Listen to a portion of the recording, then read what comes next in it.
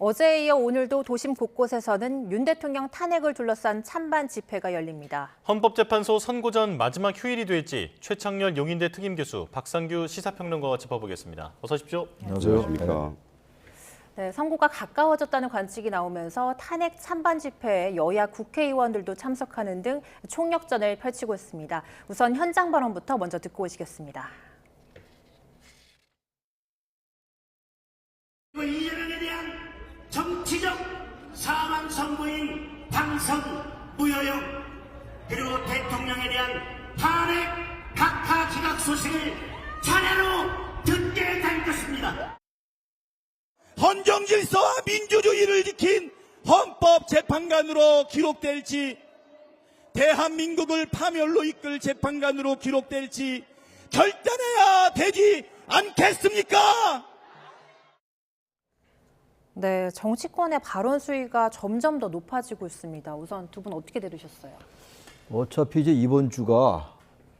오늘이 일요일이니까 네, 이번 그렇죠. 내일 한덕수 총리 이제 선고가 있고 26일 날 올해 전에 예정됐던 거니까 네. 이재명 대표의 항소심 이제 판결이 있어요. 예. 그리고 난 다음에 지금 대체적인 전망들은 28일 정도, 27일이나 28일 다 예측은 하는데 네. 그 예측이 벌써 2주째 틀렸잖아요. 지난주 21일, 그리고 지지난주 14일. 금요일마다 이제 이렇게 나오고 있는데 모르겠어요. 이번 주도 어떻게 될지. 박근혜, 노무현 전 두 전직 대통령이 금요일 날 선고했기 때문에 금요일 얘기들 많이 하는 것 같은데 이젠 예측이 별로 의미가 없는 것 같습니다. 그러니까 그야말로 운명의 한 주이긴 해요. 그리고 이제 한덕수 총리의 이제 내일 그 탄핵심판 선고가 그게 대통령의 이제 탄핵심판 선고에 어떤 영향을 끼칠지, 그것도 두 가지 설이 있어요. 영향이 별로 안 끼쳐질 거다라는 사람들도 있고, 그렇지 않다고 보는데, 그렇지 않다는 사람도 있고, 그런데 내일 헌재가 아마 이제 어떤 일단의 그 심경을 드러낼 것 같긴 해요.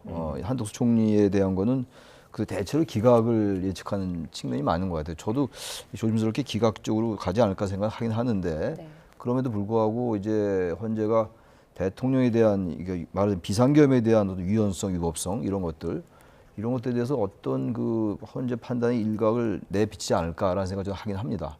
단순하게 이제 탄핵 심판 자체보다도 그런 점에서 이번 한 주가 특히 내일이 말이죠. 상당히 중요할 것 같고, 26일 날 이재명 대표 항소심이야 이게 헌재 판단하고는 별개의 문제니까 그건 법원의 문제라서 그건 좀 덜한 것이고, 어쨌든 간에 이제 양측이 저렇게 이제 거의 이번 주라고 생각하는 것 같으니까 의원들이 나와서 저렇게 이제 와서 저분들 의원 양측 자제라만 할 상황도 아니에요, 이제는. 그 말릴 상황도 아닌 것 같고, 그 지난주만 해도 이제 의원들이 좀 자제해라. 그리고 헌재 앞에서 시위는 가능하면 헌재를 자극시키고 압박시킨 걸로 해석될 수 있기 때문에 좀 멈춰라, 절제해라 이런 말씀을 드렸는데 지금 그럴 상황도 아닌 것 같아요. 단지 그럼에도 불구하고 이제 얼마 안 남은 것 같은데 어제 임박한 거 아니겠어요?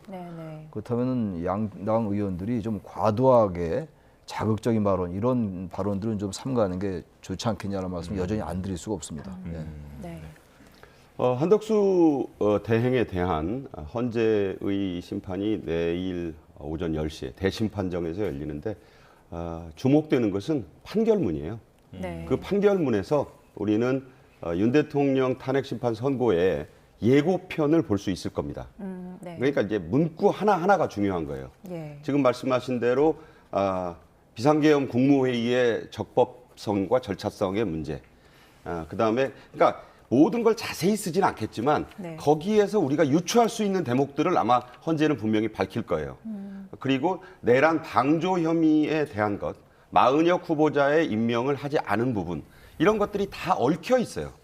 그러니까 이게 그냥 바로 윤 대통령 선고로 이어진다고는 할 수 없지만, 그렇다고 해서 그것이 전혀 별개라는 것에도 저는 절대 동의하지 않습니다.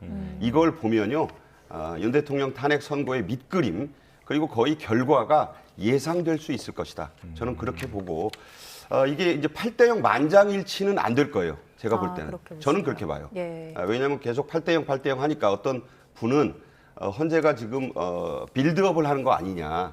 그러니까 이제 이거를 국정의 난맥을 막기 위해서 한덕수 대행은 복귀시키고 윤 대통령은 인용 파면하는 것으로 빌드업 하는 거 아니냐. 이런 주장을 하는 일부 변호사분들이 있던데, 그렇게 조율 정도 하고 뭔가 추진할 거면 이렇게 길게 오지 않아요. 이렇게 길게 올 거였으면 그렇게 할 리가 없다. 저는 그런 점에서 아마 스플리트, 그러니까 한마디로 이게 4대 4든 5대 3이든 그런 쪽으로 나지 않겠냐. 숫자가 좀 갈릴 것이다. 네. 그러면 오히려 윤 대통령 탄핵 선고는 어느 방향으로 갈지 짐작할 수 있을 것이다. 제가 짐작하는 바는 있는데 여기서 얘기하면 또 예단한다고 할까 봐 네. 그것은 삼가겠습니다. 다만 26일에 이재명 대표의 재판이 무관하다고 하는데요. 영향이 있을 거예요. 그렇군요. 징역형의 당선 피선거권 박탈형이 나오면 이거 영향을 일부 받습니다. 사람이니까. 예. 헌재 재판관들의 일부도 사람이거든요. 이게 정치적인 재판소예요, 여기가. 그래서 여론, 특히 그런 결과, 가장 유력한 대선 후보의 앞길에 그야말로 엄청난 폭탄이 떨어지는데 그게 무관할 수는 없다. 저는 그렇게 보고 있습니다. 제 개인적인 견해고. 그리고 예. 27일 선고는 어렵다고 봐요. 왜냐하면 헌재는 매달 27일 목요일에 네. 말일이죠. 네. 마지막 목요일에 일반 사건 선고를 합니다. 네. 이거 말고. 그러니까 그거 하면서 윤 대통령 선고를 같이 한다고 주장하는 분들이 있던데 그렇게 무리할 리가 없어요. 지금은 절차적 흠결을 안 잡혀야 돼요, 헌재가. 예. 따라서 한다면 28일. 그날까지도 뭔가 계속 이 엇갈린 견해가 조율이 안 된다면 4월 초까지 열어두고 가야 한다. 이렇게 생각합니다.